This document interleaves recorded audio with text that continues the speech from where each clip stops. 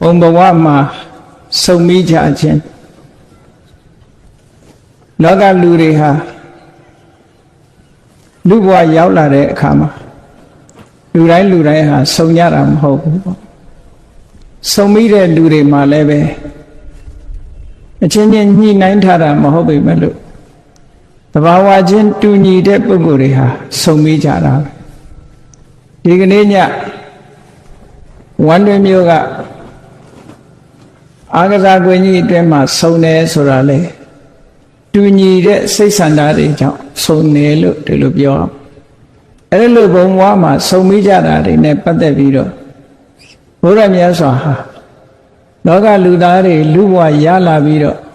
တဏှာရမှာစုံကြရတယ်ကြုံကြရတယ်တွေ့ကြရတယ်ဆိုတာတွေကအတွင်းဓာတ်ခန္တီတူညီတဲ့သဘောနောက်ခံအကြောင်းတရားတွေထင်ရှားရှိနေတယ်ဆိုတာကိုဓာတုတန်ရုပ်ပါဠိတော်မှာမြတ်စွာဘုရားကဟောထားတာရှိတယ်။စုံတယ်ဆိုတာအကြောင်းမဲ့စုံတာမဟုတ်ဘူးတဲ့။ဓာတုသောဝဘိက္ခဝေတတ္တာတန်တန်ဒန္တိသမင်တိစုံကြတယ်တဦးနဲ့တဦးစုံမိကြတယ်တဏှာမှာစုံကြတယ်တွေ့ကြတယ်ဆိုတာစိတ်ဓာတ်ချင်းအတွင်းကံသဘာဝချင်းတူညီတဲ့ပုဂ္ဂိုလ်တွေစုံတာလို့တူညီမှုကိုအကြောင်းပြုပြီးတော့စုံတယ်လို့ဒီလိုပြော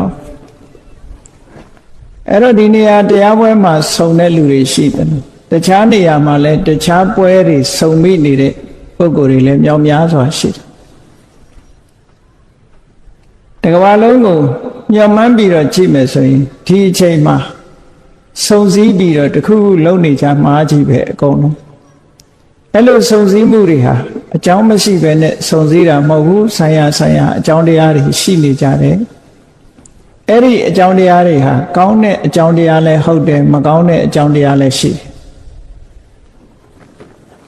ကောင်းတဲ့လုပ်ငန်းမှာစုံကြတဲ့ပုဂ္ဂိုလ်တွေကတော့ကောင်းတဲ့စိတ်ဓာတ်တွေအခြေခံလို့စုံကြတာဖြစ်တယ်မကောင်းတဲ့အလုပ်တွေကိုလုပ်တဲ့ပုဂ္ဂိုလ်တွေကြတော့မကောင်းတဲ့စိတ်ဓာတ်တွေကိုအခြေခံပြီးတော့စုံမိကြတာဖြစ်တယ်တခါတည်းရလူတွေစုံစည်းတယ်ဆိုတာအမခံများပြားတာကိုကြုံတွေ့ကြရပေါ့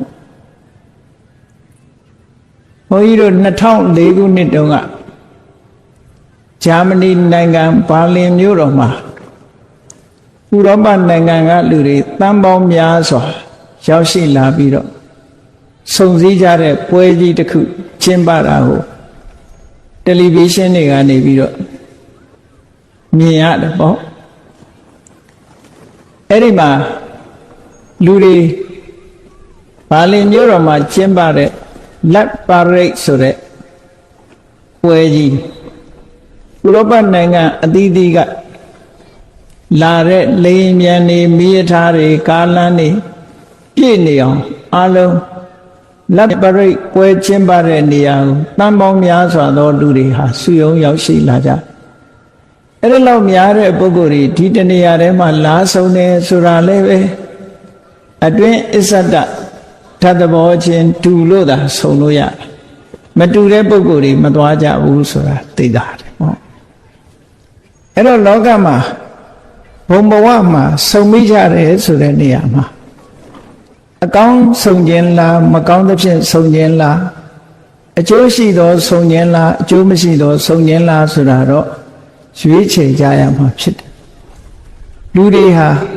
အတွင်းဓာတ်ခံတဲ့သဘောတည်း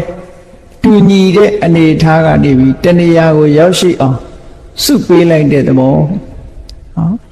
ဒီသဘာဝစိတ်ဓာတ်ကနေစုပေးလိုက်တယ်တရားပွဲမှာလာဆုံးတယ်ဆိုတဲ့ပုဂ္ဂိုလ်တွေဟာတရားနာခြင်းတယ်ဆိုတဲ့စိတ်ဓာတ်ကဒီနေရာကိုစုပေးလိုက်တာဖြစ်တယ်ပေါ့တရားနာမယ်ဆိုတဲ့စိတ်ဓာတ်မရှိတဲ့ပုဂ္ဂိုလ်ကြဒီပွဲမှာရောက်မလာနိုင်ဘူးပေါ့ဒါကြောင့်မို့တူညီတဲ့စိတ်ဆန္ဒတွေကတဏှာထဲမှာစုဝေးရောက်ရှိစေခြင်းပဲဖြစ်တယ်ဒီသဘောကိုမြတ်စွာဘုရားကဓာတုတန်ရုပ်မှာဟောထားတဲ့စကားလုံးကဓာတုသောဘိက္ခဝေတတ္တာတန်တန်ဒန္တိသမင်တိจิตသားယဟန်တို့ဘရဝါရီဆိုတာစိတ်ဓာတ်အခြေအနေအစ္ဆဒယဆန္ဒဓာတ်သဘောအားဖြင့်ပေါင်းစုံမိကြတာတဲ့ တူညီတဲ့အလုပ်တစ်ခုကိုလုပ်ကြတာအဲ့ဒီမှာဆက်ပြီးတော့မြတ်စွာဘုရားကပြောတဲ့ခေါ်တဲ့အခါမှာဟိနာဓိမုတ်တိကာဟိနာဓိမုတ်တိကေဟိတန်တန်တန္တိသမင်းတိဟိနာဓိမုတ်တိကာဆိုတာဟိနာဆိုတာအောက်တန်းကျတဲ့အဓိမုတ်တိကနှလုံးသွင်းရှိတဲ့ပုဂ္ဂိုလ်အဓိမုတ်တိဆိုတာနှလုံးသွင်းစိတ်ဆန္ဒတယ်နှိမ့်ကြတဲ့စိတ်ဆန္ဒရှိတဲ့ပုဂ္ဂိုလ်တွေကလည်းနှိမ့်ကြတဲ့စိတ်ဆန္ဒရှိတဲ့ပုဂ္ဂိုလ်တွေချင်းတဏှာမှာစုမိကြတယ်ဆုံမိကြတယ်တူညီကြအဲ့ဒါလိုပဲကလျာဏဓိမုတ်တိကကလျာဏဓိမုတ်တိကေဟိတန်တန်တန္တိသမင်းတိကောင်းမြတ်တဲ့စိတ်ဆန္ဒရှိတဲ့ပုဂ္ဂိုလ်တွေကလည်းကောင်းမြတ်တဲ့စိတ်ဆန္ဒရှိတဲ့ပုဂ္ဂိုလ်အချင်းချင်းဆုံမိကြတယ်လို့အဲ့တော့အကြောင်းမဲ့ဆုံတာမဟုတ်ဘူးတဏှာမှာရောက်ရှိဆုံစည်းနေခြင်းဟာတူညီတဲ့စိတ်ဓာတ်ကနေပို့ပေးလိုက်လို့လာပြီးတော့ဆုံစည်းတာလို့အဲ့ဒါလို့ဆုံစည်းတာ ਨੇ ပတ်သက်ပြီးတော့မြတ်စွာဘုရားကဒီဓာတုတန်ရုပ်ပါဠိတော်မှာဘာလို့အကြောင်းပြုပြီးတော့ဟောတာလဲလို့ဆိုလို့ရှိရင်မြတ်စွာဘုရားကသာဝတိပြည်ရာဇဂိုပြည်ခိစကုတ်တောင်သတင်းသုံးပြီးတော့နေတဲ့အခါမြတ်စွာဘုရားရဲ့မလှမ်းမကမ်းအရတ်မှာရဟန်းတော်တွေဟာဂရုလိုက်လမ်းလျှောက်ပြီးတော့စဉ္ညာသွားနေကြတာကို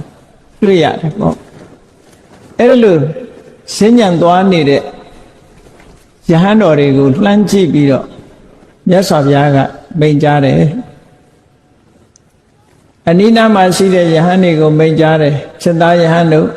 ဟိုမှာတန်ဃာတွေအစုလိုက်လမ်းလျှောက်နေကြတာတွေ့ရလားအဲ့ဒီမှာ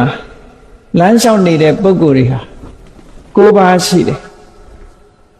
မြတ်စွာဘုရားလက်ထက်တော်ခါကာလတုန်းကဘုရားရဲ့တပည့်တာဝကကြီးတွေအင်တန်ထင်ရှားတဲ့ဣတရေဘွယ်တို့နဲ့ချီးကျူးထားတဲ့ပုဂ္ဂိုလ်တွေပါဝင်9ပါးဟာသူ့ရဲ့အတိုင်းအဝိုင်းနဲ့အတူတကွတဏှာထဲမှာစုံစည်းပြီးတော့စဉ္ညာရှောင်နေကြတာမြတ်စွာဘုရားကအဲ့ဒါကိုမြင်ပြီးတော့အနိနာရှိတဲ့ယဟန်တွေကိုပြောတာအဲ့ဒီစဉ္ညာရှောင်နေတဲ့ပုဂ္ဂိုလ်တွေကဘယ်သူလဲလို့ဆိုရင်ရှင်သာရိပုတ္တရာရှိတယ်ရှင်သာရိပုတ္တရာခေါင်းဆောင်တဲ့ယဟန်ရှင်မမောက္ကလံခေါင်းဆောင်တဲ့ယဟန်နေရှင်မဟာကတ္တဗခေါင်းဆောင်တဲ့ယဟန်နေ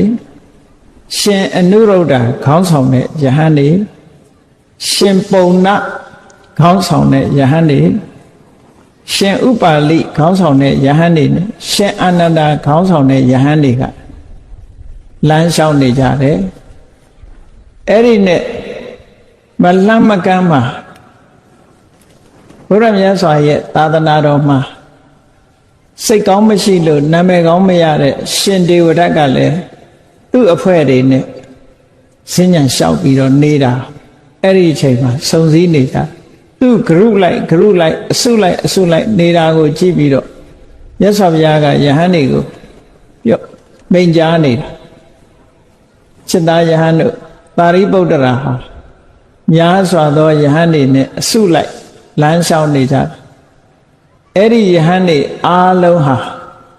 ပညာဘက်မှာထူးချွန်တဲ့ပုဂ္ဂိုလ်တွေကြီးပဲတဲ့။ဘာဖြစ်လို့တော့ဆိုတော့ရှင်သာရိပုတ္တရာကပညာအရာမှဣတရေရထားတဲ့ပုဂ္ဂိုလ်ကိုဖျားပြီးလို့ရှိရင်ရှင်သာရိပုတ္တရာအဆင့်မီတဲ့ပုဂ္ဂိုလ်မရှိဘူးရှင်သာရိပုတ္တရာဟာ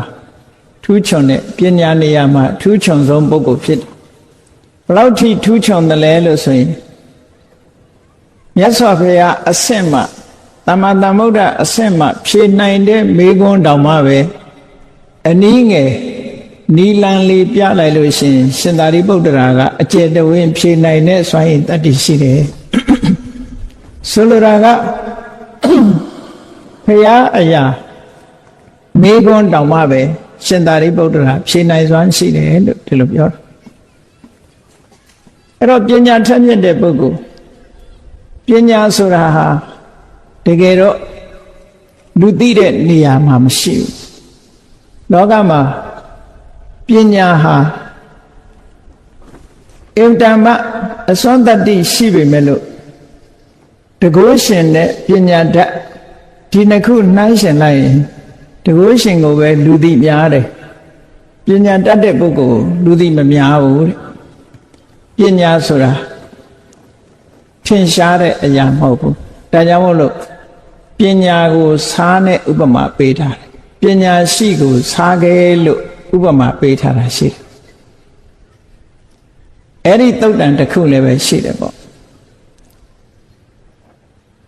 မြတ်စွာဘုရားသခင်ကိုရောမြတ်တာဝရိန္ဒနတ်ပြည်ကိုတက်ပြီးတော့ခொနဝါမြောက်ဝါဆိုအဘိဓမ္မာတရားဟောပြီးတော့လူပြည်ပြန်လာတဲ့အခါအမတန်ကြီးမားတဲ့လူရုပရိသတ်ကြီးကရှင်သာရိပုတ္တရာကိုသိပြီးမသိကြဘူးစိတ်မဝင်စားကြဘူးသူတို့အတိအမှတ်ပြုတာအထင်ကြီးတာဘယ်သူတုံးဆိုရင်တကုရှင်ဖြစ်တဲ့ရှင်မောကလန်တို့ဒေဝစက္ခုနဲ့စွမ်းအားရှိတဲ့ရှင်အနုရုဒ္ဓတို့ကိုပဲအထင်ကြီးကြတရင်မေးတဲ့အခါမှာမြတ်စွာဘုရားဘယ်တော့ကြွလာမှာတော့ခုခေတ်ဆိုရင်တော့ပြောရေးဆိုခွင့်ရှိသူပေါ့နော်ရှင်အနုရုဒ္ဓတို့ကဖြေတယ်ဘုရားဘယ်တော့ကြွလာမယ်ဆိုတာသွားပြီးတော့တကိုးနဲ့ကြွရောက်ပြီးတော့မေးမြန်းနိုင်တာရှင်မောကလန်တို့ကဖြေတယ်အဲ့တော့အဲ့ဒီလူထုပြိဿကြီးဟာရှင်မောကလန်တို့ပို့ပြီးတော့အထင်ကြီးတယ်ရှင်သာရိပုတ္တရာရှိနေတော့လည်းပဲရှင်သာရိပုတ္တရာကိုသိပြီးတော့လူတွေကအထင်ကြီးတဲ့သဘောမရှိဘူးမြတ်စွာဘုရားလူပြည်ဆင်းလာတဲ့အခါမှာမြတ်စွာဘုရားကဒီအချက်ကိုတတိထားမိတယ်ဘုရားသာသနာတော်မှာပညာရှင်နဲ့တကုရှင်ဆိုရင်ပညာရှင်ကိုနံပါတ်1နေရာမှာထားတယ်တကုရှင်ကနံပါတ်2နေရာမှာရှိတယ်ဟိုက်ဟာရာကီလို့ခေါ်တယ်ဆင့်နဲ့ထားတဲ့အခါမှာပညာရှင်ကနံပါတ်1တကုရှင်ကနံပါတ်2ဒီလိုအဆင့်ဆင့်ထားသို့တော်တကုရှင်ကိုသာနံပါတ်1ကိုကြော်ပြီးတော့နံပါတ်2ကိုလူသိများနေတာကိုမြတ်စွာဘုရားကတတိထားပြီးတော့တာဝရိန္ဒနတ်ပြည်ကနေဆောင်းတန်း3သွယ်နဲ့လူပြည်ကိုကြွဆင်းလာတဲ့အခါသင်္ကတ္တတကားဝဆောင်းတန်းဥရောက်တဲ့အချိန်မှာမြတ်စွာဘုရားကိုပထမဆုံးနှုတ်ဆက်ကြောခွင့်ရတာရှင်သာရိပုတ္တရာဒါကမြတ်စွာဘုရားရဲ့လက်ရရန်ဆိုတော့ဘုရားပြီးရင်ဒုတိယပေါ့ရှင်သာရိပုတ္တရာသို့တော့လူထုပရိသတ်ကရှင်သာရိပုတ္တရာရဲ့အစွမ်းအစကိုမသိကြမသိလို့မြတ်စွာဘုရားကဆောင်းတန်းဥမှာပဲရပ်ပြီးတော့မိဂုံးနေမေးတာရှင်သာရိပုတ္တရာကမြတ်စွာဘုရားမေးသမျှတွေကိုဖြေဆိုတယ်နောက်ဆုံးမှာသမ္မာသမ္ဗုဒ္ဓဘုရားကသာဖြေနိုင်တဲ့မိဂုံးမျိုးနီလံပေးတဲ့အခါမှာရှင်သာရိပုတ္တရာဖြေနိုင်တယ်တခြားပုဂ္ဂိုလ်တွေဟာအဲ့ဒီမေခွန်းရဲ့အဖြေကိုမသိနိုင်ကြဘူးရှင်သာရိပုတ္တရာဖြေမှသိနိုင်ကြတာဖြစ်တော့ကြောင့်အဲ့ဒီအချိန်မှာပရိသတ်ရဲ့အလယ်မှာရှင်သာရိပုတ္တရာရဲ့ဉာဏ်ရည်ဉာဏ်စွမ်းအစတွေဟာလူတွေကသိလာကြလို့အလုံးကရှင်သာရိပုတ္တရာကိုထင်ကြီးလေးစားလာကြတယ်လို့ဆိုတဲ့အကြောင်းအရာအလည်းရှိတယ်ပေါ့တခါတော့ကရှင်မောကလန်နဲ့ရှင်သာရိပုတ္တရာတို့သာစကြိုပြေမှာဝါဆိုးနေကြအဲ့ဒီအချိန်မှာမြတ်စွာဘုရားသခင်ကိုရောမြတ်ကသာဝတိပြေမှာဝါဆိုးတယ်သာဝတိနဲ့ဝါစကြိုအလန်းကွာတဲ့နေရာတရင်သုံးနေထိုင်ကြတာညနေ2ပါးစုံတဲ့အခါကျတော့ရှမောကလန်ရဲ့မျက်နှာကခါတိုင်းနဲ့ကြီးနေတယ်စိတ်ထဲမှာကျဉ်နှက်နေတဲ့အပြုံးနေနဲ့ရှမောကလန်ကိုရှင်သာရိပုတ္တရာကအကဲခတ်မိတယ်အကဲခတ်မိတဲ့အခါကျတော့ ငါရှင်သာရိပုတ္တရာဒီကနေ့နေ့လည်ခင်းကာလမှာအင်တန်ငြိမ်သက်တဲ့ငြိမ်ချမ်းတဲ့တမဘတ်နဲ့နေလာတာလားမျက်နှာအဆင်းတွေအလွန်ကြီးနေပါလားစိတ်ဓာတ်တွေအလွန်ရွှေနေပါလားငြိမ်းချမ်းတဲ့တမဘတ်နဲ့နေလာလို့ဒီလိုစိတ်ဓာတ်တွေကြည်ငြိမ်းချမ်းပြီးတော့မျက်နှာတွေဟာရှင်လန်းနေတာလားလို့ဆိုမဟုတ်ပါဘူးတဲ့ဒါဖြင့်ဘာဖြစ်လို့မျက်နှာရွှင်နေတာတုံးဆိုတရားနာရလို့တဲ့ဖြေတာတရားနာရလို့မျက်နှာရွှင်နေတာပါပဲဘယ်သူစီကနာရတာတုံးဆိုမြတ်စွာဘုရားစီကသူတရားနာရတာတဲ့အဲ့တော့ရှင်သာရိပုတ္တရာကနေပါအောင်ကိုရောမြတ်စွာဘုရားကတာဝဋ္ဌိပြည်မှာအရှင်ဘုရားကဒီမှာဘယ်လိုလုပ်တရားနာတာတုံးလို့ဆိုသူတရားနာပုံလေးကိုပြောပြတာဝဋ္ဌိနဲ့ဇေတဝန်ခုခေတ်ဆိုရင်တော့လူတွေကထင်မှာပေါ့တယ်လီဖုန်းဆက်တာပေါ့နော်အဲ့ဒီတော့တယ်လီဖုန်းမှမရှိတာအခုခေတ်လူတွေကတပန်းတောင်သားနေသေးတယ်တယ်လီဖုန်းဆက်ပြီးတော့တရားနာလို့ရတယ်လေအဲ့တော့ရှင်မောဂလန်ကရှင်သာရိပုတ္တရာကိုဘယ်လိုပြောတော့ဆိုရှင်ဘုရားတဲ့တပည့်တော်ကဒီကနေပြီးတော့မြတ်စွာဘုရားကိုဒိဗ္ဗစက္ခုအဘိညာဉ်ဝင်စားထားဒိဗ္ဗသောတအဘိညာဉ်တလှည့်စီဝင်စားပြီးတော့ထားမြတ်စွာဘုရားကလည်းတပည့်တော်ဘက်ဒိဗ္ဗစက္ခုနဲ့ဒိဗ္ဗသောတအဘိညာဉ်နှစ်ခုဝင်စားထားတပည့်တော်ကဒီကနေပြီးလှမ်းပြီးမြတ်စွာဘုရားကိုမေးခွန်းမေးတယ်တဲ့အရှင်ဘုရားပြည့်စုံတဲ့လုံလဝိရိယရှိတဲ့ပုဂ္ဂိုလ်ဆိုတာဘယ်လိုအတိုင်းအတာနဲ့ပြည့်စုံမှပြည့်စုံတဲ့လုံလဝိရိယရှိတဲ့ပုဂ္ဂိုလ်လို့ခေါ်နိုင်ပါသလဲဆိုတဲ့မေးခွန်းကိုတပည့်တော်ကဒီကနေလှမ်းမေးတာတဲ့လှမ်းမေးတော့မြတ်စွာဘုရားကဒီမေးခွန်းကိုဖြေတယ်မောဂလန်ပြည့်စုံတဲ့လုံလဝိရိယရှိသူဆိုတာရတဲ့ရတိုက်ရောက်တဲ့ရောက်တိုက်တဲ့တရားဓမ္မကိုရရှိဖို့အတွက်အယိုးကြည်ကြည်အရေးခန်းခန်းအသားအသွေးတွေ6ခန်းပါစေမရမနေကျိုးပန်းအထုတ်မယ်မရခင်စัจ जा ဝိရိယတန်နာနေတာမျိုးမရှိစေပဲနဲ့ကျိုးပန်းအထုတ်တဲ့ပုဂ္ဂိုလ်မျိုးကိုသာလင်ပြည့်စုံတဲ့လုံလဝိရိယရှိတယ်လို့ခေါ်ရတယ်လို့မြတ်စွာဘုရားကဖြေတယ်အဲ့ဒီအမေးဖြေလုပ်နေတာဟာဒိဗ္ဗစက္ခုဒိဗ္ဗသောတအဘိညာဉ်ဝင်စားပြီးတော့မြတ်စွာဘုရားနဲ့ရှင်မောဂလန်တို့လှမ်းပြီးတော့စကားပြောတဲ့အခါပဲအဲ့ဒါကိုတန်ရုပ်ပါဠိတော်မှာခတသုတ်လို့ခေါ်တယ်အဲ့ဒီတော့ရှင်သာရိပုတ္တရာကရှင်မောဂလန်ကိုပြောတယ်ရှင်မောဂလန်တို့များတကူကြည့်လိုက်တာအဝေးကြီးကမြတ်စွာဘုရားစီလှမ်းပြီးတော့မေးခွန်းနေမေးလို့ဘုရားဖြေတာကိုသူနာရတယ်ကြည့်လိုက်တဲ့တကူပေါ့တပည့်တော်တို့ဆိုလို့ရှိရင်ရှင်မောဂလန်ကတောင်ကြီးနဲ့အလားသဏ္ဍာန်တူတယ်တပည့်တော်ကအဲ့ဒီတောင်ကြီးနားမှာချထားဖို့ကြောက်တုံးကလေးလောက်ပါပဲလို့ရှင်မောဂလန်ရဲ့တကိုးနဲ့စာရင်ရှင်မောဂလန်ကတောင်ကြီးကဲ့သို့ကြီးမားပြီးတပည့်တော်ကအနီးနားမှာချထားရတဲ့ကြောက်တုံးလေးတစ်ဖွဲပါလို့ရှင်မောဂလန်ကိုဒီလိုချီးမြှောက်ပြီးတော့ပြောတဲ့အခါမှာရှင်မောဂလန်ကဘယ်လိုပြောတော့လို့ဆိုတော့ရှင်သာရိပုတ္တရာတဲ့အရှင်ဘုရားဟာဖျားပြီးရင်ပညာအထက်ဆုံးပုဂ္ဂိုလ်ဖြစ်ပါတယ်တဲ့အရှင်ဘုရားကစားအိုးကြီးတဲ့ကစားခဲကြီးနဲ့တူတယ်တဲ့တပည့်တော်ကအဲ့ဒီစားခဲကြီးနားမှာထားတဲ့စားဖွင့်ကလေးလိုပါပဲလို့ပြန်ပြီးတော့ပြောတယ်အဲ့တော့ပညာရှင်ကိုစားနဲ့ဥပမာပေးတာဒီလိုဆိုလို့တာဘာဖြစ်လို့ဒီဥပမာပေးရတယ်လဲလို့ဆိုရင်တကုရှင်ဆိုတာတောင်လိုလူသိတယ်မြင်ရတယ်တကုစွမ်းစက်တွေပြတဲ့အခါမှာမြင်ရစားဆိုတာကြတော့ဘယ်ဟင်းနဲ့မဆိုစားကပျောက်နေတာပဲရှားပေါ်တင်မှစားပါတယ်မပါဘူးသိတာစားမပါတဲ့ဟင်းဟာလဲပေါ့ရွှွတ်ရွှွတ်ဖြစ်နေဟင်းတိုင်းမှာလဲစားပါရတယ်နောက်ဆုံးမှာအချိုရမကတဲ့တောင်ဒီလေးအောင်လို့ဆိုပြီးတော့စားခတ်ကြတယ်စားမပါရင်မလေးနဲ့ဘူးအဲ့ဒါလိုပဲပညာရှိဆိုတဲ့ပညာဟာအရာရာကိုနှံ့ဆက်ပြီးတော့လွှမ်းခြုံနေတယ်လို့ဆိုတဲ့အဓိပ္ပာယ်နဲ့ပညာကိုစားနဲ့ဥပမာပေးတာတဲ့ပညာရှိကိုစားနဲ့ဥပမာတောင်ကြီးလို့လူသိထင်ရှားတော့မဟုတ်ဘူးစားဆိုတာ နော်အိမ်ရှင်မတွေပြောသလိုအိမ်ထဲကစားတွေစားရတယ်လို့မရှိဘူးဟင်းခတ်တာနဲ့ကုန်တယ်တဲ့စားဆိုတာဘယ်သူကစားမှာတော့ငံနဲ့သို့တော့သူမပါလို့ရှိရင်ဟင်းတွေဟာပေါ့ပြက်ဖြစ်တယ်ပေါ့အေးအဲ့ဒါလိုပဲအရာရာမှာပညာရှိမပါရင်ပေါ့ပြက်ဖြစ်တယ်လို့ကိစ္စတိုင်းမှာစားလို့ပဲစိတ်ဝင်ပြန့်နှံ့နေတာပညာရဲ့သဘောလို့ဒီအဓိပ္ပာယ်မျိုးကိုယူပြီးတော့ဒီဥပမာကိုသုံးတာဟာရှင်မောက္ကလံသုံးခဲ့တဲ့စကားတစ်ခုပဲလို့မှတ်သားရတယ်ပေါ့အဲ့တော့မြတ်စွာဘုရားကတာရိပုတ္တရာနဲ့အတူတကွလမ်းလျှောက်နေကြတဲ့ယဟန်တွေအားလုံးဟာ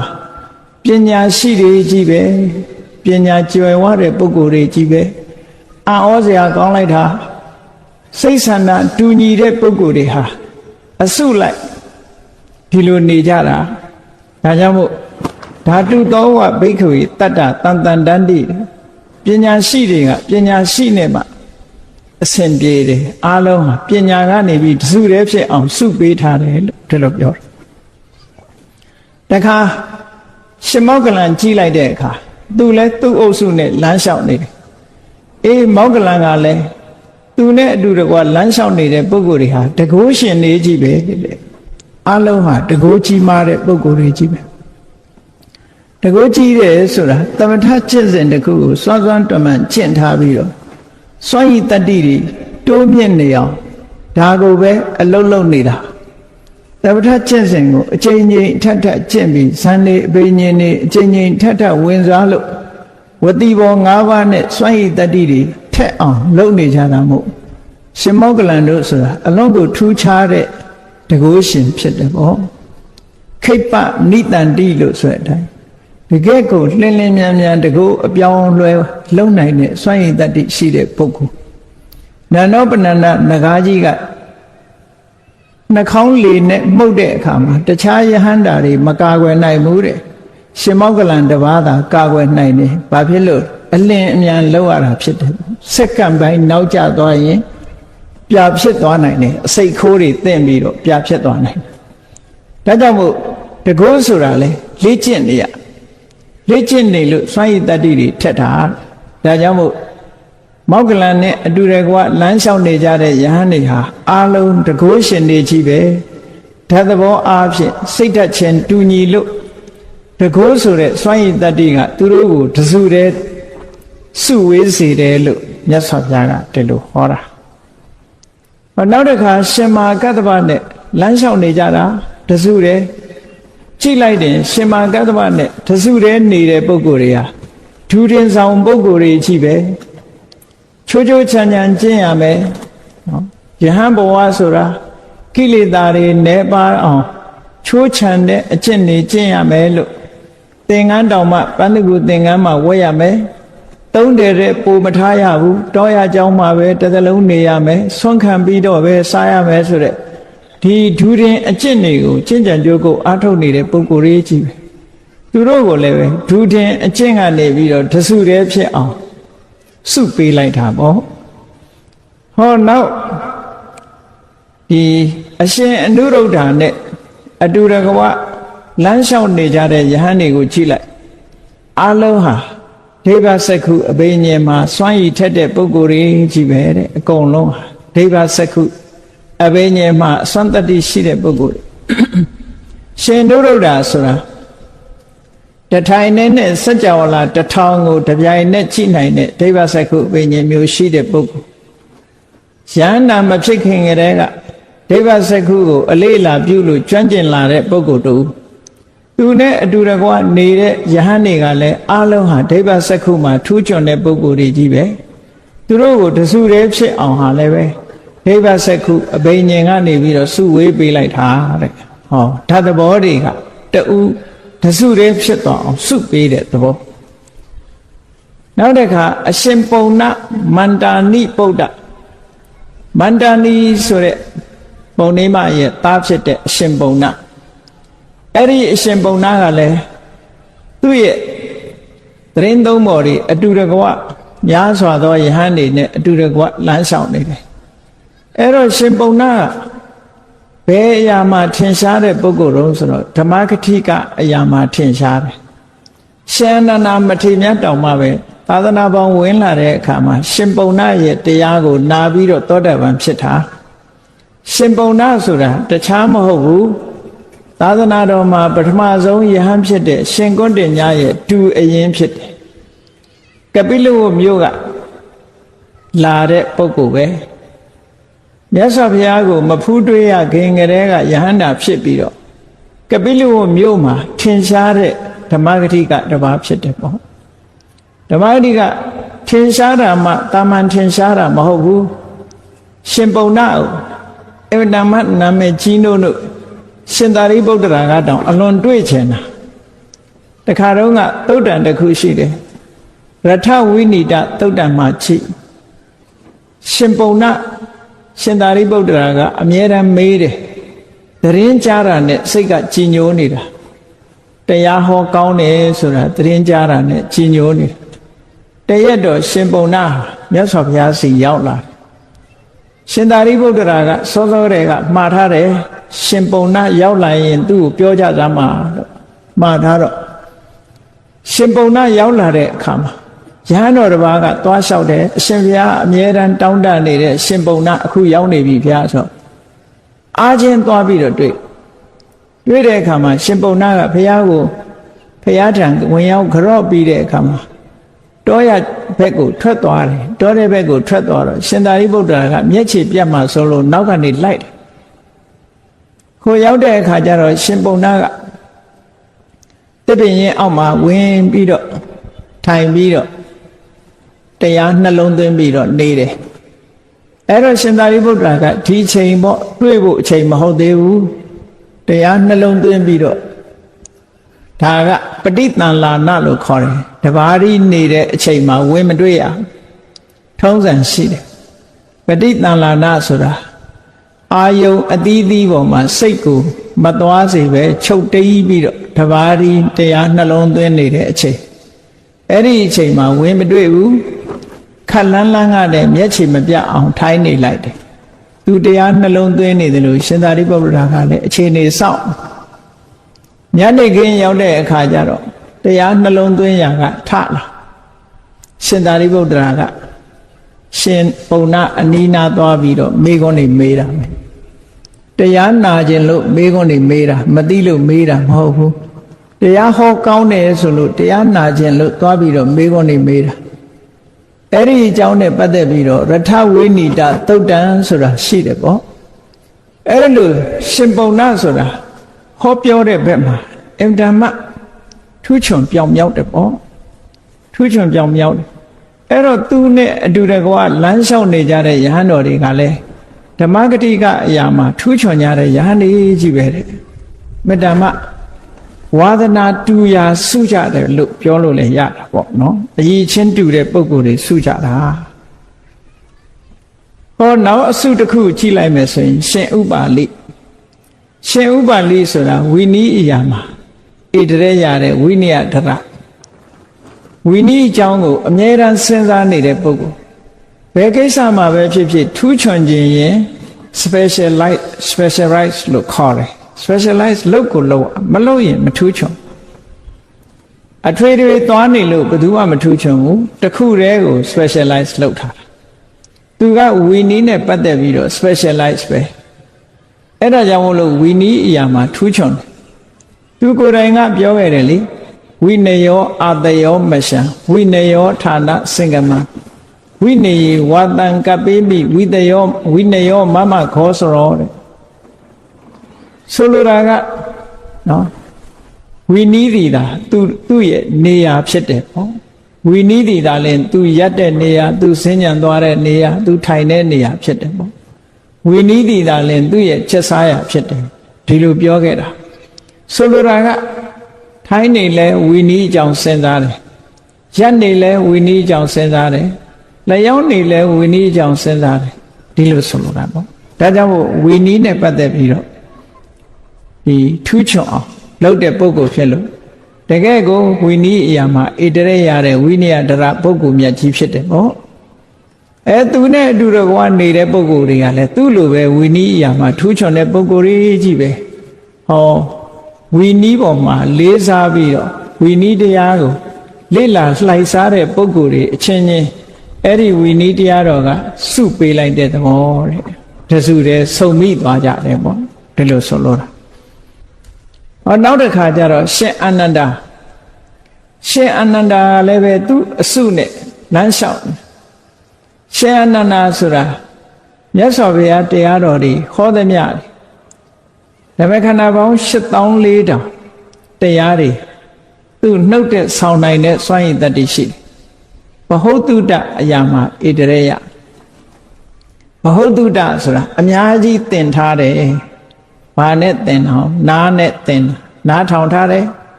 ဒါကြောင့်မို့မြတ်စွာဘုရားဟောသမျှတရားတွေကိုရှင်သာအရှင်အာနန္ဒာကအရာအမိဆောင်ထားလို့ခဏိအထိသံဃာယနာတွေတင်းလာတဲ့ဟာရှင်အာနန္ဒာတို့ကစတင်ပြီးတော့ research လုပ်လာတဲ့ကျမ်းစာတွေဘုရားဟောတဲ့တရားတွေပဲဖြစ်တယ်အမြဲတမ်းကျေးဇူးတင်စရာကောင်းတဲ့မထေမြတ်ပေါ့ရှင်အာနန္ဒာတို့ဒီလိုမဆောင်ခဲ့ဘူးမကြက်မှတ်ခဲ့ဘူးဆိုလို့ရှိရင်ဒီကနေ့ခေတ်ဘုရားတရားတော်တွေဟာများများဆာဆာကြီးကြားနာခွင့်ရကြမှာမဟုတ်ဘူးတဲ့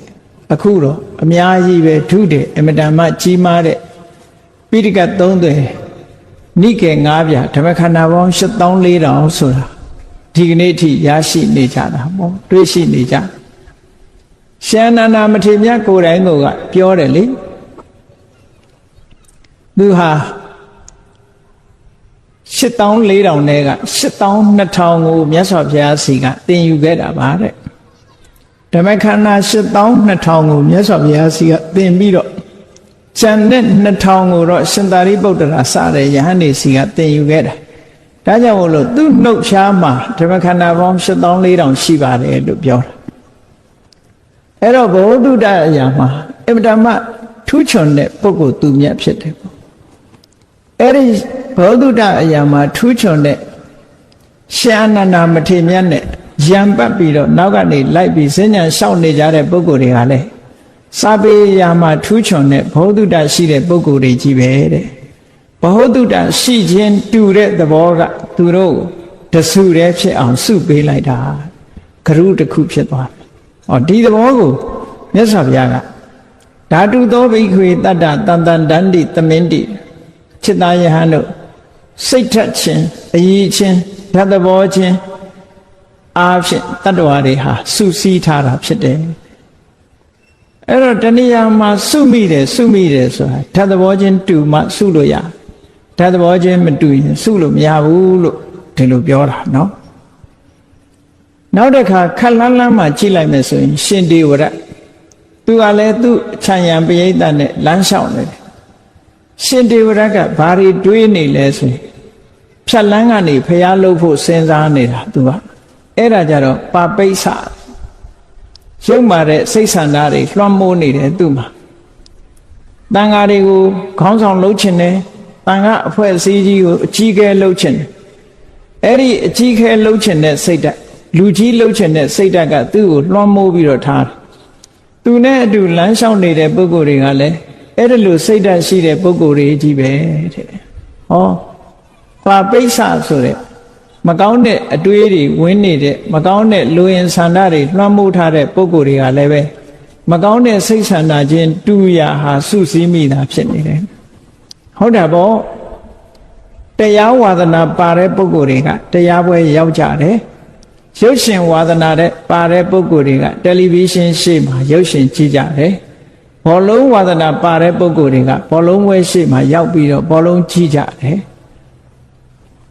ဘီယာတို့အရက်တို့ဝါဒနာပါတဲ့ပုဂ္ဂိုလ်တွေကလည်းဘီယာအရက်ဆိုင်မှာစုကြတယ်ပေါ့လူဆိုတာတယောက်နဲ့တယောက်မတူဘူးပေါ့တဘာဝချင်းတူရာစုမိနေကြတယ်ဆိုတဲ့သဘောကိုမြတ်စွာဘုရားကဟောတာအဲ့တော့ဘုန်းကြီးတို့တွေလောကလူတွေဟာဒီလိုအခြေအနေအရစုပြီးတော့နေကြတဲ့အခါမှာတို့ကိုစုမိအောင်လုပ်တဲ့ဟာကောင်းတဲ့အရာလားမကောင်းတဲ့အရာလားလို့ဆက်လက်ပြီးတော့စဉ်းစားဖို့လိုအပ်တယ်ပေါ့မကောင်းတဲ့အရာကတို့ကိုစုတယ်ဆိုရင်ကောင်းတာဖြစ်ဖို့ကိုကလှုပ်ဆောင်ရမယ်အမှတ်ရရမြတ်စွာဘုရားကဆက်ပြီးတော့ဟောထားတယ်တ ရာတရားကင်းမဲ့တဲ့ပုဂ္ဂိုလ်တွေဟာတရားတရားကင်းမဲ့တဲ့သူချင်းစုမိကြတယ်တဲ့အရှက်မရှိတဲ့ပုဂ္ဂိုလ်တွေဟာလည်းအရှက်မရှိတဲ့ပုဂ္ဂိုလ်ချင်းစုမိကြတယ်တဲ့ဒုစရိုက်လုပ်ငန်းနဲ့ပတ်သက်ပြီးအကြောက်အလန့်မရှိတဲ့ပုဂ္ဂိုလ်တွေကလည်းအကြောက်မလန့်မရှိတဲ့ပုဂ္ဂိုလ်ချင်းစုမိကြတယ်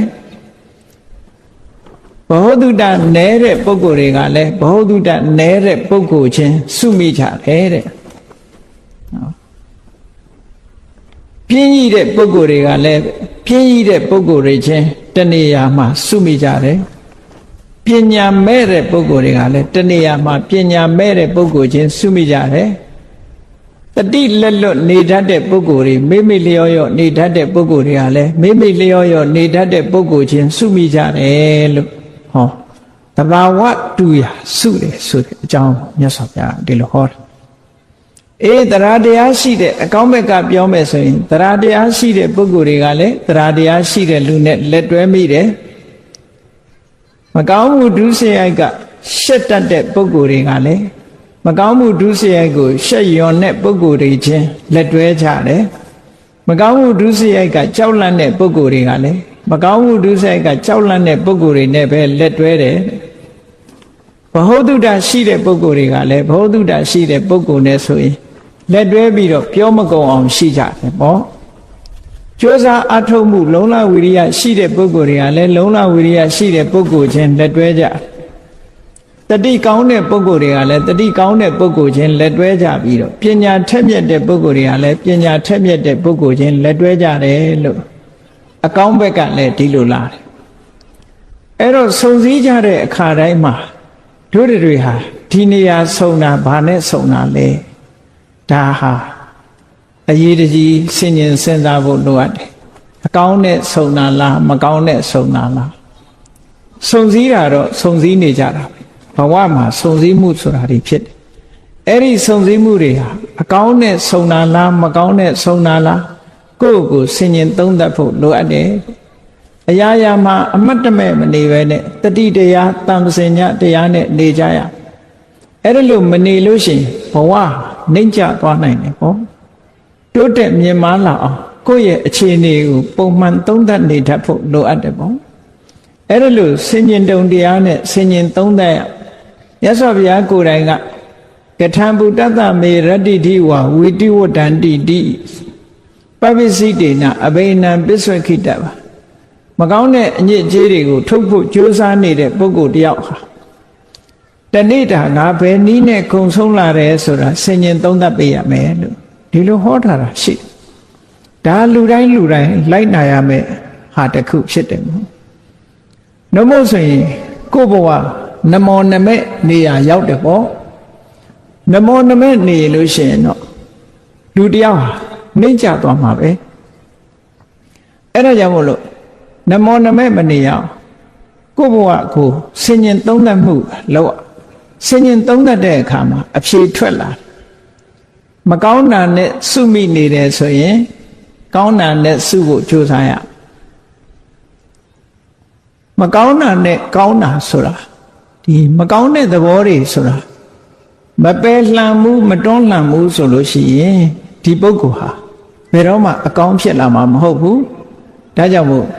အမြဲဆင်ញင်သုံးသပ်ပြီးတော့ကိုယ့်ရဲ့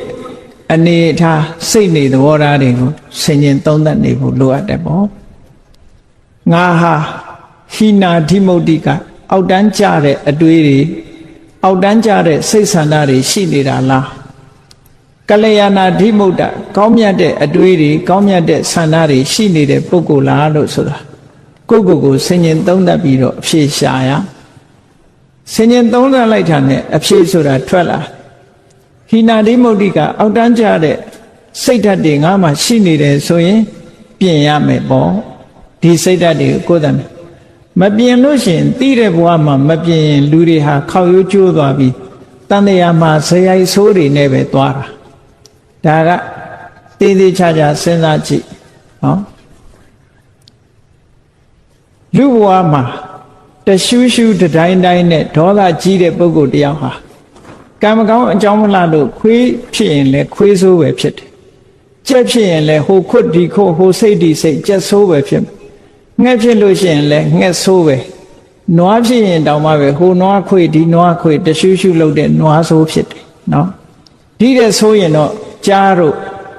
အကောင်မလောင်နေကြိုက်စားတဲ့ချင်းသေးတို့ဆိုတဲ့အကောင်မျိုးတွေသွားဖြစ်တယ်ဒေါသသမားတွေဟာအဲ့ဒီတိုင်းပဲအဲ့ဒီလမ်းကြောင်းပေါ်ရောက်သွားတယ်မပြင်းနိုင်ဘူးဆိုလို့ရှိရင်အဲ့ဒီလမ်းကြောင်းရောက်သွားတရိษံတွေကိုကြည့်အေးချမ်းချမ်းနေတဲ့တရိษံရှိတယ်စူးစူးပူပူရန်လုံနေတဲ့တရိษံလည်းရှိတယ်အကဲခတ်ပြီးတော့ကြည့်ရန်လုံတတ်တဲ့တရိษံ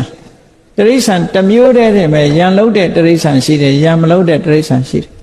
ခွေးထဲမှာလည်းသဘောကောင်းတဲ့ခွေးရှိတယ်သဘောဆိုးတဲ့ခွေးရှိတယ်ဟောအမှတ်တမဲ့နေရင်တော့မသိဘူးတေချာကြည့်လို့ရှင်ခွေးဟာကြိုက်တတ်တဲ့ခွေးရှိတယ်မကြိုက်တတ်တဲ့ခွေးရှိတယ်ကြိုက်တဲ့ခွေးဆိုတာသဘောဆိုးလို့ကြိုက်တာနော်သဘောမဆိုးတဲ့ခွေးကလူလာရင်အမီးနှံပြီးတော့ခင်တတ်မင်တတ်တယ်ပေါ့အဲ့တော့ဒီသဘောတွေဟာဆင်ញင်သုံးသပ်တိုက်ရအော်ခွေးတောင်မှမေတ္တာရှိတဲ့ခွေးနဲ့ဒေါသကြီးတဲ့ခွေးမေတ္တာပြည့်တဲ့ခွေးနဲ့ဒေါသကြီးတဲ့ခွေးဒီလိုဖြစ်ရတာပါဘဝမှာမပြင်းဘူးဆိုလို့ရှိရင်တလျှောက်လုံးဟာဒေါသသမားဖြစ်ပြီးနောက်ဆုံးကိုဒေါသကိုမထိန်နိုင်တဲ့အခါဒေါသနဲ့သေဆုံးသွားလို့ရှိရင်အင်တမဆင်းရဲတဲ့အပင်ငရဲကြာရောက်သွားနိုင်တာပေါ့ကိုဒေါသကကိုယ်ကိုပို့ပေးလိုက်တဲ့သဘောပေါ့ထို့တူပဲလောဘကြီးတဲ့လူနဲ့လောဘနည်းတဲ့လူကိုယ်ရှိမှရှိနိုင်ကိုယ့်ကိုယ်ကိုလည်းဆင်ញင်သုံးသပ်ကြည့်ရလောဘကြီးတဲ့လူလောဘကိုမထိန်နိုင်မသိမ့်နိုင်တဲ့အခါကိုယ်ပစ္စည်းနဲ့တင်အားမရဘူးသူများပစ္စည်းကိုယူတယ်ဆိုတဲ့ပြစ်မှုတစ်ခုကျူးလွန်လို့ဒုက္ခရောက်တာမျိုးတွေဖြစ်လာတတ်တယ်ပေါ့မတရားတဲ့နည်းနဲ့သူများပစ္စည်းရအောင်ယူတဲ့လောဘမျိုးဖြစ်လာလို့ရှိရင်ပို့ပြီးတော့ဆိုးတာပေါ့အဲ့ဒါလို့ကိုယ့်ရဲ့ဇယိုက်တွေအကျင့်စိုးတွေကိုသိတဲ့အချိန်မှာပြင်ပေးဖို့လိုအပ်တယ်မပြင်ဘူးဆိုလို့ရှိရင်တန်တရားထဲမှာဇယိုက်ဆိုးနဲ့ခရီးသွား950ဇတ်တွေကိုကြည့်ရှင်အင်္ဂုလိမာလဘဝကိုလေးလာကြည့်ရှင်အင်္ဂုလိမာလဟာသူ့ဘဝဇလန်းနေမှာခက်ချမ်းချမ်းနေကြည့်ပဲအကုန်လုံးနော်နောက်ဆုံးဘဝမှာလည်းကြည့်ယန္နာဖြစ်မဲ့ဘဝတောင်မှပဲလူသားသမားကြီးဘဝနဲ့ဖြစ်ရသေးတာပဲလေဇက်ကအဲ့လိုကြမ်းနေတတ်တယ်ကိုယ်တိုင်တတိထားပြီးတော့မပြင်းဘူးဆိုလို့ရှိရင်ဇက်ကြမ်းနဲ့ဖြစ်ရမှာလောကလူတွေကလည်းစိတ်ဓာတ်ကအမျိုးမျိုးပေါ့နော်ရုပ်ရှင်တစ်ခုရိုက်တယ်ဆိုလို့ရှိရင်ဘီလိန်နေရာကရိုက်ချင်တဲ့လူရှိတယ်လူချမ်းနေရာရိုက်ချင်တဲ့လူရှိတယ်မင်းသားနေရာရိုက်ချင်တဲ့လူရှိတယ်သူ့ဝါဒနာနဲ့သူပဲအဲ့တော့ဝါဒနာကိုကိုယ့်ကိုပြင်ပြီးတော့ကောင်းတဲ့ဘက်ကိုရောက်အောင်ကိုယ့်ကိုမလှုပ်တဲ့မူလားလှုပ်တဲ့တာပေါ့မှန်ကန်တဲ့ဆင်ញင်သုံးသပ်မှုကိုထားပြီးတော့ကိုဟာအစင်းမြင့်တဲ့ဘဝကိုကိုယ်တိုင်တွေးတောပြီးတော့အစင်းမြင့်အောင်လုပ်ယူဖို့လိုအပ်တယ်ပေါ့အဲ့ဒါလို့မဟုတ်လို့ရှင်ဇယိုက်ဆိုးဝါစနာဆိုးကြီးဟာနောက်ဆုံးထိအောင်ခေါက်ရိုးကျိုးပြီးတော့ပါလာတတ်တယ်ဒါကြောင့်မို့ဇယိုက်ဆိုးတွေ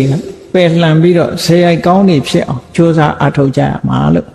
ဒီသုတ်တန်တွေကဒီလိုတတိပေးထားတာဖြစ်တယ်အေးကောင်းတဲ့အကျင့်တွေကောင်းတဲ့အတွေးတွေကောင်းတဲ့စိတ်ဓာတ်တွေကိုယ်တဏ္ဍာမှာဝင်ရောက်ရှိနေအောင်ကြိုးစားအားထုတ်ကြဘဝမှာအောင်မြင်ကြီးပွားခြင်းလို့ရှိရင်ဘုရားမြတ်စွာကကောင်းမြတ်တဲ့အရည်အသွေးတွေကိုယ်တဏ္ဍာမှာရှိအောင်လုပ်ရမယ်တဲ့အဲ့ဒီကောင်းမြတ်တဲ့အရည်အသွေးတွေဆိုတာဘာတွေလဲလို့ဆိုရင်တတ္တာတဲ့သီလသုဒ္ဓစာကပညာလို့ခေါ်တယ်တတ္ထာဆိုတာကောင်းတဲ့ဘက်ကိုစိတ်ဝင်စားတယ်ယုံကြည်တယ်စိတ်ကြည်တယ်ဆိုတာတတ္ထာဖြစ်လာပြီဆိုရင်လူတွေဟာဘာဖြစ်လာတရားနာသွားခြင်းနဲ့ကုသိုလ်ကောင်းမှုလုပ်ခြင်းနဲ့ဖះရှိခိုးခြင်းနဲ့အ ਨੇ ဆုံးပရိစိတ်ခြင်းနဲ့ဖះပန်းလှူခြင်းနဲ့ရေချမ်းနေတင်းခြင်းနဲ့ဟောစိတ်ကြီးနေပြီဆိုရင်အဲ့ဒါတွေအကုန်လုပ်တယ်ကောင်းတဲ့အလုပ်တွေလုပ်တယ်စိတ်ကြည်နူးလာပြီဆိုရင်ဒါနကောင်းမှုလုပ်တယ်သီလတွေစောင့်ဖြစ်တယ်ကမ္မထံဘာဝနာတွေအားထုတ်ဖြစ်တယ်ကောင်းတဲ့အလုပ်တွေအကုန်လုပ်တယ်ဒါတတ္တာရဲ့စွမ်းတရားရှိတဲ့ပုဂ္ဂိုလ်ဆိုတာဓတနာကာမောသီလဝတ္တသီလရှိတဲ့ပုဂ္ဂိုလ်တွေကိုတွေ့ခြင်းနဲ့တ တ္တမံသောတုမိစ္ဆတိသူတော်ကောင်းတရားကြားနာခြင်းနဲ့တရားပွဲသွားခြင်းနဲ့ဝိနယေမစ္စေရမလံဘာလူရမလဲကုသိုလ်ဘာလုပ်ရမလဲကိုယ်ပစ္စည်းတွေကဆွန့်လွတ်ပြီးတော့ဒါနကောင်းမှုလုပ်ဖို့စိတ်ဝင်စားနေတယ်အဲ့ဒါတရားဖြစ်ပေါ်လာလို့ရှင်အဲ့ဒီအခြေအနေမျိုးတွေပေါ်လာတယ်လို့ဒီလိုပြောတာအဲ့တော့တရားရှိနေတဲ့ပုဂ္ဂိုလ်တယောက်ဟာတရားကိုလက်နဲ့ဥပမာပေးထားတာရှိတယ်ယရနာတွေ့တော်လဲလက်မပါရင်ကောက်ယူလို့မရတယ်လို့တရားမရှိဘူးဆိုရင်ကုသိုလ်ကောင်းမှုပြုဖို့အခွင့်ကြုံတော်လဲတရားမရှိသည့်အတွက်ကြောင့်မပြုမိဘူးဒါကြောင့်မို့တရားဆိုတာလက်နဲ့တူတယ်တဲ့တတ္ထာဟတ်ထောမဟတ္ထနောတရားလက်ရှိတဲ့ပုဂ္ဂိုလ်ဟာကြွယ်ဝချမ်းသာတဲ့ပုဂ္ဂိုလ်ဖြစ်တယ်လို့ဒီလိုဆိုတာဟောနောက်တစ်ခုကျတော့တတ္ထာဘီဆံနဲ့တရားဟာမျိုးစေ့နဲ့အလားတန်တူတယ်မျိုးစေ့လေးကအလုံးနှစ်ခုကိုလှုပ်တယ်တဲ့ကိုယ့်ဘာကိုမျိုးစေ့လေးကိုစဉ်းစားကြည့်အလုံးနှစ်ခုဆိုတာဘာလဲမျိုးစေ့လေးကိုမြေထဲစိုက်ချလိုက်မယ်ဆိုလို့ရှိရင်အောက်ကိုအမြင့်ကလေးတွေ့တယ်အပေါ်ကိုအညောင်ကလေးထွက်လာတယ်ဒါသူ့ရဲ့အလုံးနှစ်ခုပဲအောက်ကိုအမြင့်သက်ဆင်းခြင်းအပေါ်၌အညွန့်တက်ခြင်းဆိုတဲ့ဒီအလုံးနှစ်ခုဟာမျိုးစေ့ကနေဖြစ်လာတာအဲ့ဒီအလုံးနှလုံးလုံးတယ်လို့ပဲတရားရှိတဲ့ပုဂ္ဂိုလ်ဟာသီလကိုလည်းထိမ့်သိမ်းဆောက်ရှောက်တယ်သမထဝိပဿနာကျင့်စဉ်ကိုလည်းကျင့်တယ်သီလစောင့်တာဟာအမြင့်သက်ဆင်းတာနဲ့တူတယ်သမထဝိပဿနာကျင့်တာအညွန့်တက်တာနဲ့တူတယ်လို့ဒီလိုတရားကိုမျိုးစေ့နဲ့ဥပမာပေးတာရသော်ဘုရားကအာလောကကြီးရဲ့အမေးကိုဖြေတဲ့အခါမှာလောကမှာအကောင်းဆုံးဥစ္စာအမြတ်ဆုံးဥစ္စာဘာလဲလို့ဆိုရင်တတ္ထာပဲလို့ဒီလိုဟောခဲ့တာတရားတရားရှိပြီဆိုလို့ရှိရင်တန်ဖိုးရှိတဲ့ဥစ္စာတွေဟာသူပိုင်ဆိုင်ခွင့်ဖြစ်သွားတာပဲဒါကြောင့်မို့တရားဆိုတဲ့ဥစ္စာပိုင်ထားပြီဆိုလို့ရှိရင်လောကမှာရှိတဲ့ယရဏအလုံးကိုပိုင်ထားတာနဲ့မထူးတော့ဘူးတရားရှိလို့ကုသိုလ်ကောင်းမှုတွေလုပ်တဲ့ပုဂ္ဂိုလ်ဟာယရဏတွေဟာယရဏရှိရသွားတယ်ဆိုတာလို့ပဲတရားတရားရှိတဲ့ပုဂ္ဂိုလ်စီမှာယရဏပစ္စည်းတွေအကုန်စုတယ်လို့ဒီလိုဆိုတာလောကကြီးဆိုတာအမတန်မှထူးခြားတယ်ကိုယ်တိုင်ကယရဏမစုပေမဲ့လို့ကိုယ်စီကိုရောက်လာတတ်တယ်ပေါ့ဒါပြောတာနော်တရားတရားရှိပြီဆိုရင်တတ္ထာရှိလာလို့ရှိရင်နောက်ဘာရှိလာတော့ဆိုသီလကိုချင်းသီလတွေမြဲလာတယ်ကိုချင်းသီလမြဲလာပြီးတဲ့အခါမှာဘုရားဟောတဲ့တရားတွေကိုကြားနာတယ်ဘောဓုတတွေစီးဘူးတယ်တုတစွန့်လွတ်မှုဆိုတဲ့စာကလူမှုတမ်းမှုဆိုတဲ့စာကဆိုတဲ့သဘောကမစ္စရိယလို့ဆိုတဲ့ငါသာသုံးမယ်ငါအတွက်သာစဉ်းစားတယ်ဆိုတဲ့ဒီတရားကိုဖယ်ရှားပြီးတော့အများအတွက်ကိုကြည်တတ်တဲ့မွန်မြတ်တဲ့စိတ်ဓာတ်တစ်ခုပဲပေါ့ဟောစာကလည်းရှိတာနောက်ဆုံးကြတော့ပညာတဲ့ပညာဆိုတာကြတော့သဘာဝတရားကိုထိုးထွင်းပြီးတော့အမှန်တိုင်းသိတဲ့ပညာရအဲ့ဒီအမှန်တိုင်းသိလာပြီသဘာဝကိုထိုးထွင်းသိလာပြီဆိုတဲ့အခါမှာဒီပညာကြတော့တွေ့တာမှုတွေကိုလည်းဖယ်ရှားနိုင်တယ်တွေ့တာမှုပြတ်သွားရင်မုန်းတိမှုဆိုတာလည်းမလာတော့ဘူးနောက်ဆုံးမှာသဘာဝအစစ်မှန်ကိုသိသွားတဲ့အခါမှာဘာဖြစ်လာလဲသဘာဝအစစ်မှန်မသိတဲ့ပုဂ္ဂိုလ်ကတွေ့တာမှုတွေနဲ့ရင်ထဲမှာပူလောင်မှုဆိုတဲ့တောကတွေမကြာခဏကျုံနေကြတွေ့တာမှုကိုအခြေပြုပြီးတော့တောကတွေဖြစ်ရအဲ့ဒီတောကကိုလျှော့ချခြင်းလို့ရှိရင်တွေ့တာမှုကိုမလျှော့ဘဲနဲ့လျှော့လို့မရဘူးအဲ့ဒီတွေ့တာမှုကိုလျှော့ချဖို့ရအတွက်ဒီမှန်ကန်စွာသိတဲ့ပညာဆိုတာဒါအရေးကြီးဆုံးပဲလို့ဒီပညာရှိဖို့လိုအပ်တယ်အဲ့ဒီပညာကိုဘယ်လိုလုပ်ရအောင်လုပ်ရမလဲလို့ဆိုတာရအောင်လုပ်တဲ့နည်းတွေကတော့ပညာရချင်လို့ရှိရင်တရားနာရတယ်စာပေတွေကိုဖတ်ရှုလေ့လာရတယ်ဒီသဘာဝတရားတွေကိုဆင်ញင်သုံးသပ်ဖို့ရအတွက်သဘာဝတရားတွေကိုနားလည်အောင်သင်ယူရတယ်မေးမြန်းစီးပူရတယ်ဥက္ခဟပရိပု္ပ္ပာလို့ခေါ်ဥက္ခဟဆိုတာသင်ယူတာပရိပု္ပ္ပာဆိုတာဆွေးနွေးတာမေးမြန်းတာအဲ့ဒီနည်းနဲ့ပညာရလာပြီဆိုရင်ပညာအခြေခံမှုအတွက်သီလနဲ့တမာတိကျင့်စဉ်နှစ်ခုကိုကျင့်လိုက်လို့ရှိရင်ဒီပညာအတွက်အခြေခံကောင်းတစ်ခုရလာပြီးတော့ပညာဖြစ်ဖို့ရအတွက်ကြတယ် မိမိသင်ထားတဲ့ကိုယ်တဏ္ဍာမှာရှိတဲ့ယုတ်တရားနံတရားတွေပုံမှာတတ္တဝါဆိုတဲ့အမြင်ပြောက်သည့်ထိအောင်ဆင်ញင်သုံးသပ်ဖို့လိုတယ်ပေါ့တတ္တဝါဆိုတာမရှိဘူးယုတ်နဲ့နံနှစ်မျိုးတည်းပဲရှိတယ်လို့မြင်လာသည့်ထိအောင်ယုတ်နဲ့နံနှစ်မျိုးသာရှိတယ်ဆိုတာထင်ထင်ရှားရှားဖြစ်လာအောင်ဒီဆင်ញင်သုံးသပ်ဖို့ဥပမာပဲကိုယ်မျက်စိနဲ့အဆင်းရောင်မြင်စရာတစ်ခုကိုမြင်လိုက်တယ်ဆိုတဲ့အခိုက်မှာမျက်စိရဲ့မြင်စရာအာယုံရဲ့မြင်စရာအာယုံကိုသိတဲ့မြင်သိစိတ်ရဲ့ဒီတဘာဝသုံးခုပဲဆိုပါစို့မျက်စိနဲ့အဆင်းအာယုံကယုတ်တရားအဲ့ဒီယုတ်တရားနှစ်ခုပေါင်းစပ်မှုကိုအကြောင်းပြုပြီးတော့ဖြစ်ပေါ်လာတဲ့မြင်သိစိတ်ဆိုတဲ့စက္ခုဝိညာဉ်စိတ်လေးကနံတရားဆိုဒီအခိုက်လေးမှာကြည့်လိုက်ရင်ဒီယုတ်နဲ့ဒီနံဒါပဲရှိတာပါလားလို့သိမြင်လာအောင်ဆင်ញင်သုံးသပ်ပေးတာအဲ့ဒါလို့ယုတ်နဲ့နံနှစ်မျိုးတည်းသာရှိတယ်လို့သိလာတဲ့အခါမှာတရဝါဆိုတာလည်းမရှိဘူးငါဆိုတာလည်းမရှိဘူးငါဟာဆိုတာလည်းမရှိဘူးသဘာဝတရားတက်တက်သာရှိတယ်လို့သိလာလို့ရှိရင်နာမရူပပရိစ္ဆေဒဉာဏ်လို့ဆိုတဲ့ပညာတစ်မျိုးကိုရပြန်တာပဲပေါ့အဲ့ဒီနာမရူပပရိစ္ဆေဒဉာဏ်ဆိုတဲ့ပညာရလို့ရှိရင်ဒီပညာကမိမိရဲ့အမြင်ကိုစင်ကြယ်စေလို့ဒိဋ္ဌိဝိတ္တုလို့ခေါ်တယ်အမြင်ကိုစင်ကြယ်သွားစေတတ်တယ်အမြင်မှန်သွားပြီဆိုရင်တမ္မာဒိဋ္ဌိပေါ့အမြင်မှန်သွားပြီဆိုရင်ဒီသဘာဝတရားတွေဟာအကြောင်းပဲဖြစ်တာမဟုတ်ဘူးဆိုင်ရာအကြောင်းတွေရှိတယ်ဒီမြင်သိစိတ်လေးဟာငကောရှိနေတာမဟုတ်ဘူးမျက်စိနဲ့အဆင်းအာယုံဆုံလိုက်လို့ဖြစ်ပေါ်လာတဲ့သဘောတရားပဲဖြစ်ပေါ်ပြီးနောက်ပျောက်ကွယ်သွားတယ်လို့အကြောင်းနဲ့ဆက်ပြီးတော့မြင်လာလို့ရှိရင်ပစ္စယပရိက္ခအကြောင်းကိုပါတွဲဖက်သိလာတဲ့ဉာဏ်တစ်မျိုးရလာပြန်တယ်အဲ့ဒီပညာရပြီဆိုလို့ရှိရင်ကင်္ခာဝိတရဏဝိတ္တုတဲ့ဘာကြောင့်ဖြစ်တယ်နောင်ဖြစ်အောင်မလားဘယ်တော့ရောဖြစ်ခဲ့တာလဲဆိုတဲ့အတွေးတွေတန်တရားတွေကင်းစင်သွားလို့ယုံမှန်တန်တရားကိုကြော်လွှမ်းနိုင်ပြီးတော့စင်ကြယ်တဲ့အသိဉာဏ်တစ်ခုရလာတယ်လို့ဒီလိုဆိုတာပညာရက်တွေဟာတဖြည်းဖြည်းတိုးတက်လာနောက်ပိုင်းကျတော့စက္ခုပတာရဆိုတာလည်းမမြဲဘူးမျက်လုံးဆိုတာလည်းမမြဲဘူးဆိုတာကိုယ့်ဟာကိုယ်ဆင်ញင်သုံးသပ်ကြည့်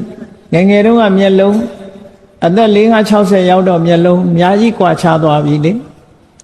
တော့အဲ့ဒါကအဝေးကြီးမို့ကွာခြားတာထီးတဲ့ကိုကျင်းပြီးတော့မျက်လုံးဟာပြောင်းလဲနေတာသာဖြစ်တယ်ပေါ့အဆင်းအာယုန်တွေကလည်းပြောင်းလဲနေတယ်မြင်သိစိတ်ဆိုတာလည်းပေါ်ပြီးတော့ပျောက်သွားတယ်မမြဲတဲ့သဘောတွေကိုဆင်ញင်သုံးသပ်မိလာလို့ရှင်သမ္မတနာပညာလို့သမ္မတနာဉာဏ်လို့ခေါ်တယ်အဲ့ဒီဆင်ញင်သုံးသပ်ရာကဖြစ်ခိုက်ကလေးပစ္စုပန်တဲ့ကြည့်နိုင်လာပြီဖြစ်တဲ့အချိန်လေးမှာမြင်လိုက်တယ်ပြတ်တဲ့အချိန်လေးမှာသိလိုက်တယ်ဆိုတဲ့ဉာဏ်ကြတော့ဥရိယဗျာဉာဏ်လို့ခေါ်အဲ့ဒီကနေတဆင့်တက်လာတော့အဖြစ်ကိုခရုမဆိုင်တော့ဘူးအပြက်ကိုပဲမြင်လာပြီဆိုတဲ့အခါကျတော့ဘေငါဉာဏ်မှာအနိစ္စသဘောတရားဟာဒါလမ်းဆုံးအစွမ်းကုန်တွေ့မြင်ခြင်းပဲဖြစ်တယ်ဟောအဲ့ဒီနောက်ကြတော့မိမိတဏ္ဍာမှာရှိတဲ့ယုတ်တရားနံတရားတွေဟာဒီလိုဖြစ်ပြမှုတွေနှိမ့်ဆက်နေတာမို့ကြောက်เสียကြီးပါလားလို့မြင်လာတယ်ဘယညာအန္တရာယ်များလိုက်တာလို့မြင်လာတယ်အာရိနဝညာအန္တရာယ်များလို့လွတ်မြောက်ခြင်းလာတယ်မောစိတုကမြတာညာနော်နိဗ္ဗိဒညာအန္တရာယ်များတဲ့အပေါ်မှာညှိငွေလာတယ်တာယာစရာရှားမတွေ့ဘူးညှိငွေလာတော့လွတ်မြောက်ခြင်းလာတယ်မောစိတုကမြတာလွတ်မြောက်ခြင်းတဲ့အခါမှာပြန်ပြီးတော့လွတ်ရလွတ်ကြောင်းစဉ်းစားတဲ့ပဋိသင်္ခာညာနောက်ဆုံးကြတော့သင်္ခါရတရားတွေပေါ်မှာစိတ်ကိုတည်တည်ငြိမ်ငြိမ်ထားပြီးတော့အမှန်ကိုရှုမြင်နိုင်တဲ့တည်ငြိမ်တဲ့အသိဉာဏ်တစ်မျိုးရလာတာသင်္ခါရုပ္ပခာညာအဲ့ဒီတည်ငြိမ်တဲ့သဘောရပြီဆိုတဲ့အခါမှာနိဗ္ဗာန်ကတ်သွားပြီလို့ဒီလိုပြောတာပေါ့ပေါင်းကူတရားလေးကြော်လိုက်တာနဲ့ဟိုဘက်ကျတော့နိဗ္ဗာန်ရောက်သွားအနုလောမဉာဏ်လို့ဆိုတဲ့ချင်းကပ်လန်းလေးကိုရောက်သွားလို့ရှိရင်ဟိုဘက်ကျတော့ကိလေသာတွေကိုဖယ်ရှားပြစ်နိုင်တဲ့အစဉ်စဉ်ဖယ်ရှားပြစ်နိုင်တဲ့မက်၄ပါးဖို့၄ပါး၄ချိန်မက်၄ပါး၄ချိန်ဖို့၄ပါး၄ချိန်ကြပြီးတော့ကိလေသာအာသောတွေလုံးဝတန့်စင်ပြစ်နိုင်တဲ့ပညာမျိုးတဲ့အဲ့ဒီပညာမျိုးဟာတော့အစွမ်းထက်ဆုံးပညာမျိုးပဲလို့ဒီလိုပြောတာနော်အဲ့ဒီရမှလမ်းဆုံးတယ်ပေါ့ဒါကြောင့်မို့တရားတရားရှိဖို့လိုတယ်သီလရှိဖို့လိုတယ်တုတ္တဆိုတဲ့အကြမြင်ဘောတုတ္တတွေရှိဖို့လိုတယ် စာကဆိုတဲ့စွန့်လွတ်နိုင်မှုတွေရှိဖို့လိုတယ်ပညာလို့ဆိုတဲ့ဝိပဿနာပညာတွေရှိဖို့လိုတယ်လူဘဝရလာတဲ့အခိုက်မှာဒီတရားတွေမိမိတဏ္ဍာမှာမရှိသေးရင်ရှိအောင်လုပ်ဖို့ရှိပြီးရင်တိုးတက်မြင့်မားလာအောင်ကြိုးစားအထောက်ဖို့ဆိုတာကိုအခုဒီမြတ်စွာဘုရားဟောတဲ့ဓာတ်သဘောတွေနဲ့တတ္တဝါတွေဟာနှိမ့်နှောမိကြတယ်ဆိုတာဒီသုတ်တံကိုနာယူမှတ်သားကြပြီးတဲ့အခါမှာလူတဏ္ဍာမှာအရေးအကြီးဆုံးကောင်းမြတ်တဲ့သဘာဝတွေရှိပြီးတော့တန်တရားထဲမှာလည်းပဲကောင်းမြတ်တဲ့ဝါဒနာတွေကောင်းမြတ်တဲ့စိတ်ဆန္ဒတွေနဲ့တဦးနဲ့တဦးဆုံညတွေ့ကြတဲ့အခါမှာကောင်းမြတ်တဲ့အလုပ်နဲ့ကောင်းတဲ့နေရာမှာကောင်းတဲ့စိတ်နေသဘောထားတွေကစုပေးလို့စုမိကြတဲ့ပုဂ္ဂိုလ်မျိုးတွေသာဖြစ်ပြီးနောက်ဆုံးမှာဒီစုမိခြင်းကနေပြီးတော့အမြင့်ဆုံးဖြစ်တဲ့ဝိပဿနာပညာမဲ့ပညာဖို့ပညာရပြီးတော့နိဗ္ဗာန်ချမ်းသာကိုမျက်မှောက်ပြုနိုင်တယ်ဆိုတဲ့ဘုရားမြတ်စွာရဲ့ဆုံးမဩဝါဒနာယူမှတ်သားကြပြီးတဲ့အခါမှာတို့တွေနောက်ဆုံးပညာဖြစ်တဲ့မဲ့ပညာဖို့ပညာရပြီးနိဗ္ဗာန်ကိုမျက်မှောက်ပြုအပ်ပါလို့ဤလို့ဆန္ဒပြုပြီးတော့ကြိုးစားအားထုတ်နိုင်ကြပါစေကုန်သတည်း